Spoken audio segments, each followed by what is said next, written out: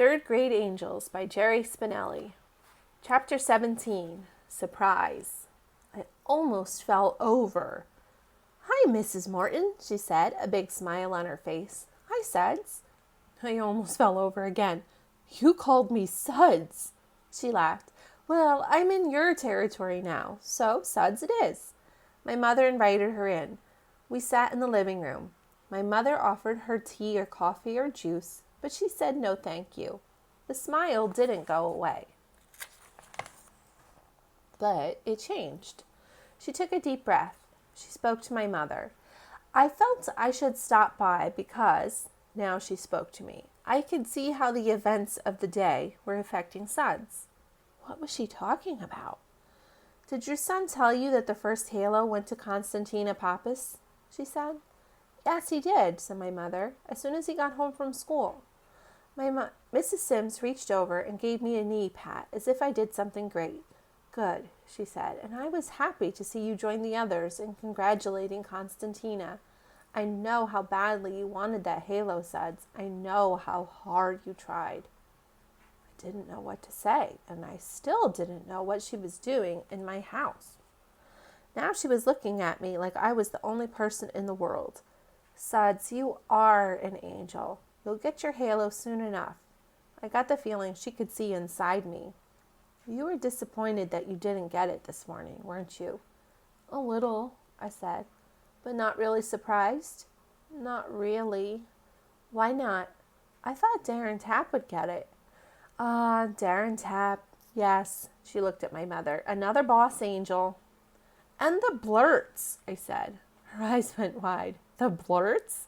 "The first couple days of school," I said. "I kept blurting out stuff without raising my hand. I guess that sunk me." Mrs. Sims and my mother both broke out laughing. I didn't know what was so funny. When Mrs. Sims stopped laughing, she said, "So you must have been really surprised that Constantina Pappas got it." I nodded. "Because you didn't even think she was very interested, did you? You didn't think she was even trying." She poked my knee.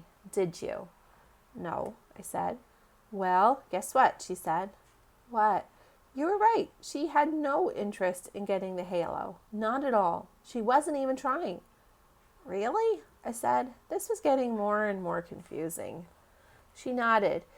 "Really, and then a funny thing happened. In all my years of doing angel halos, it's never happened before." She stopped talking and just stared at me. After a while, it occurred to me that I was supposed to ask what happened. So I did.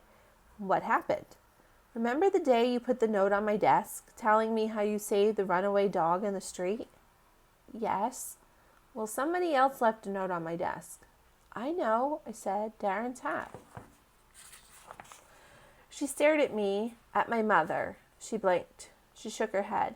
"No, not Darren Tapp. The note was from Constantina Pappas." I just stared at her. She leaned in toward me. "Would you like to know what was in Constantina's note?" "Okay." "Her note told me the same thing yours did." I was more confused than ever. "Huh?" I said.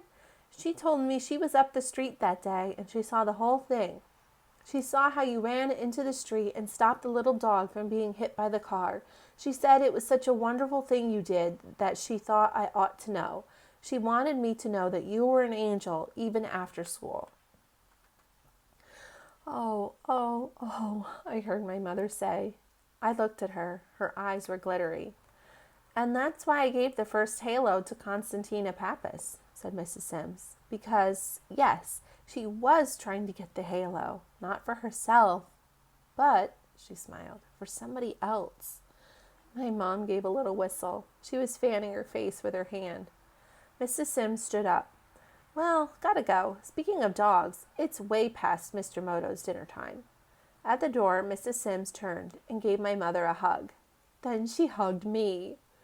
The door was shut when suddenly I thought of something. I pulled open the door. She was almost to the sidewalk. I called, "Mrs. Sims, my mom says you have spies. Joey Peterson says no. Who's right?" Behind me, my mother was laughing so hard I thought she might get sick. So was Mrs. Sims. She was wobbling. She hardly made it to her car. I never got an answer.